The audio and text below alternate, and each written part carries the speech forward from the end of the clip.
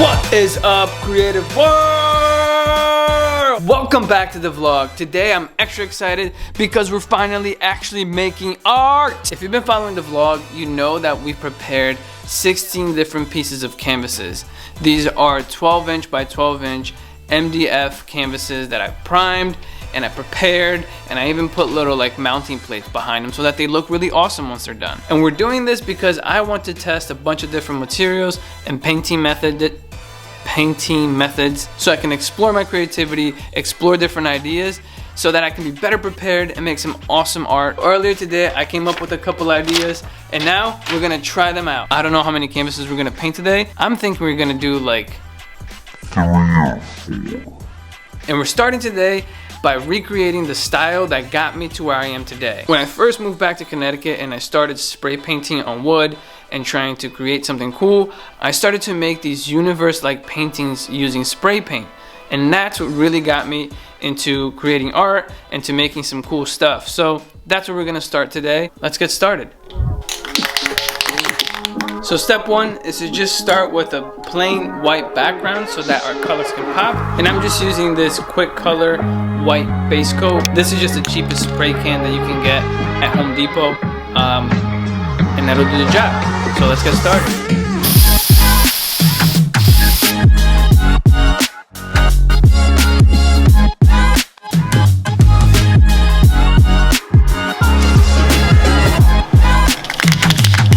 Now that we have our base coat, we're going to lightly dust it with the colors. And I'm gonna be starting from light to dark, just because that way we can slowly build out the colors and see how it goes.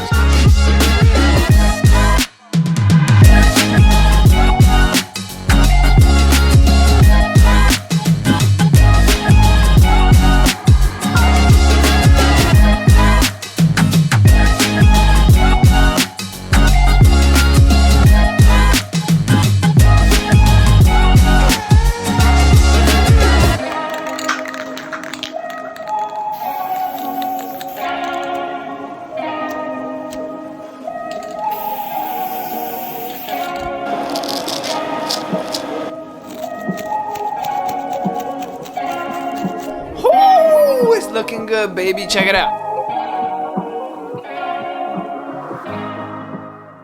I left it here overnight so that it can dry, and right now it's dry. So what we're gonna do is we're gonna prep it and we're gonna just pour epoxy on it and let it cure. Before we do that, I'm gonna make a little frame that I can cover it once I pour the epoxy to prevent dirt from getting on top of it so that we have a really nice clean epoxy pour over it. And this is really crucial. So for anyone that is out there pouring epoxy or want to do anything like that, I suggest you do it in a really clean area, because so many times I've poured epoxy on my pieces and I just left it here in the workshop, and as you can tell, the workshop is very messy. We got cobwebs everywhere and there's just dirt everywhere, and you'll get these little dust mites that would just fall on it and it kind of just ruins it. And the best thing, well, personally for me, what I love most about epoxy is that nice, clean, shiny look where it almost looks like there's glass over it. So I've learned to pour my epoxy somewhere clean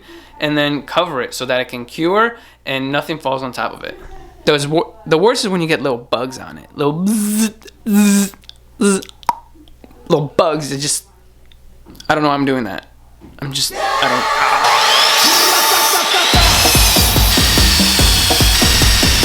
Screw 'em and drill 'em, baby!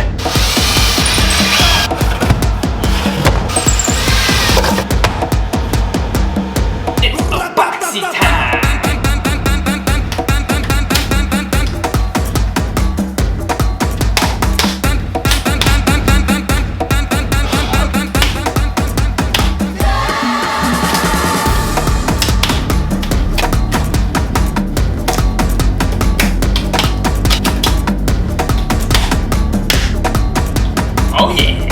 Literally, this is my favorite part of everything. I feel like I say that for everything. I just love the gooiness and just how freaking cool it is. Epoxy is super simple. It looks intimidating, but it's really not. It's just a really simple process. You can either get epoxy or this stuff, which is called art resin. And it's usually a 2-part mix. And all you have to do is just mix them equally, 1 to 1, and then you mix it up until it's mixed, and then you pour it. So let's mix it up.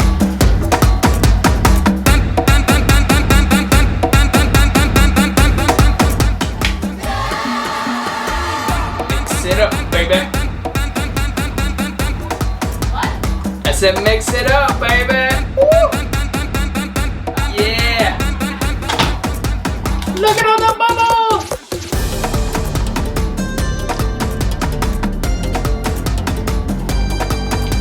I feel like Martha Stewart. What's up? What's up, creative world? I would make it a say, but it's not a face yet. It's not a face yet. So today's extra special because we got people at the lab and I'm not by myself. We got Jess and they're We're not real. This is his imagination. and they're painting pumpkins. He's that creative. We're not real. That's right. I imagine people into existence. Anne's got these cool pumpkins going on right here. Ooh. What are you painting? Oh, look at that. We got some Pinterest action going. Paint these for the house. Ooh. Do you boo boo boo boo?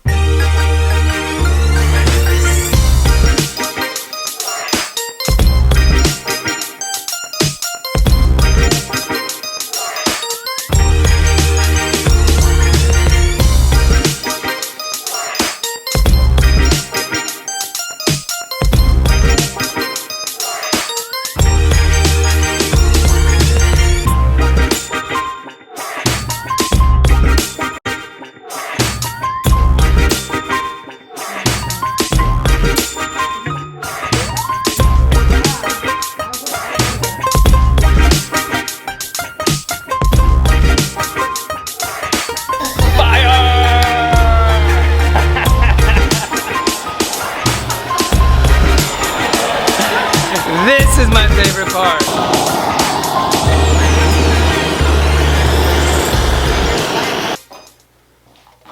Alright, now we're gonna cover it with our little thingy-majig so that we don't get dust on it.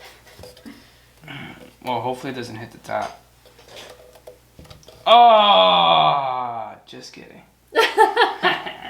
You made that, right? Yeah, every time I make these things, like dust falls on top of it and it ruins it. Now this is gonna keep it nice and clean and it'll look nice and shiny.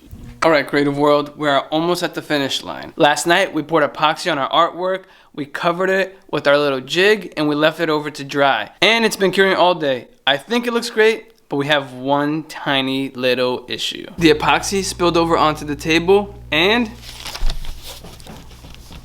our artwork is stuck. So there's only one thing left to do. Wish me luck.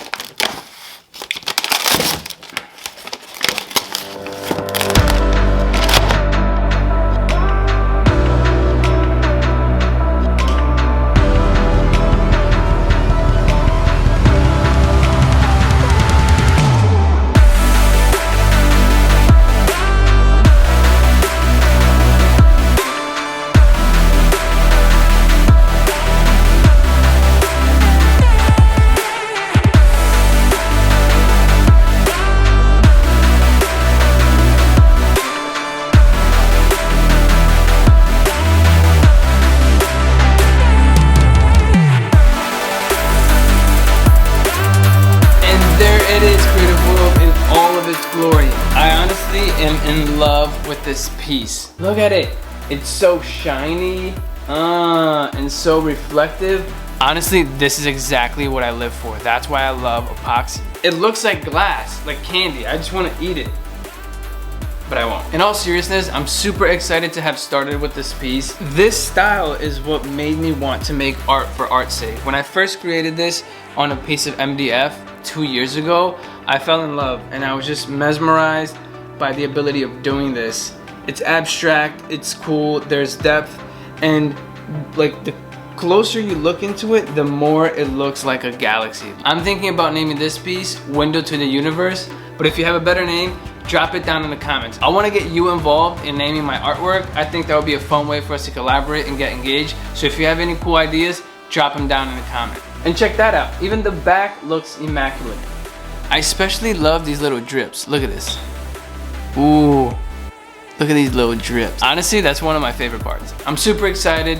This is the first of 16 pieces, and who knows what's gonna come next. Before I sign off today, I wanna leave you all with a thought, and that is to cut yourself some slack. When I started this series, I had giant ambitions of getting this done really quickly.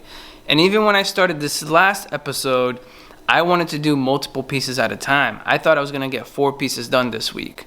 But as we all found out today, I only got 1 done. And throughout the whole time, I really struggled with this idea of like, oh my God, I'm not good enough, and I'm not doing enough work, and my YouTube channel is never gonna take off, and I'm never going to be taken seriously because I'm never doing a lot of work, and I'm not disciplined enough, and yada, yada, yada, yada. And it's really easy to get caught up in those thoughts. But then I decided to cut myself some slack. I'm dedicated to this. I've already committed to working hard on my YouTube channel. I've already dedicated myself to making art all the time and to carving out a little bit of time every day to work on my creativity, whether it be on a piece, editing a vlog, or anything else for that matter. I just committed myself to chipping away at my dreams every day and doing my best as much as I could. And that's really all I can do. And in the hard days, it's really difficult to cut myself some slack and to recognize that I am trying my best, right? So I just want to remind everybody that if you are chasing a dream, on the hard days, cut yourself some slack. Recognize that you are trying your best. And when you try your best, that's all you can do. And sometimes things are going to take longer than you want them to take, and things might not happen exactly how you want it to happen. And in those moments, that's when you have to come back to your belief, to visualize what it is that you're trying to achieve, and believe in yourself, and cut yourself some slack, because tomorrow's another day. And if you're lucky enough to have another day, all you can do is chip away your dreams as hard as you can and do your best. It's funny being here talking to my camera at an empty lab at 10 o'clock at night. I feel like I do this for myself. I do this to inspire me and hope that other people can connect with it and find a little bit of nugget of inspiration, because sometimes we have to be our own cheerleaders. So that's what I'm doing, and I hope you all are enjoying it. And if you are, help me out. Subscribe if you're not already. Make sure you leave a comment. Let me know what you're thinking. Let me know what your favorite part of the whole process was. Let me know if you have some questions. If I've left something out and you want to learn a little bit about something different, let me know, and I'd be happy to help. I read the comments, and I'm excited that people are engaging, and I appreciate every single one of you who show up to every video and show some love and comment and like. That's what I do it for. You know, I do it for the community. I hope you're all loving it. And until next time, never stop creating.